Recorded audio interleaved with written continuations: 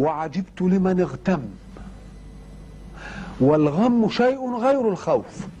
الخوف قلق النفس من شيء تعرف مصدره، لكن الغم كآبة النفس من أمر قد لا تعرف مصدره، عملية معقدة نفسية.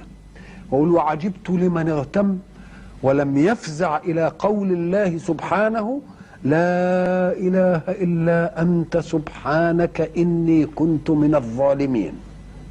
فإني الشاهد فإني سمعت الله بعقبها يقول فاستجبنا له ونجيناه من الغم، وتلك ليست خصوصية له، وكذلك ننجي المؤمنين. يعني أيضا المؤمن الذي يقولها مش يكفي مش زي ذنوم بس دي، لا، المؤمنين أيضا.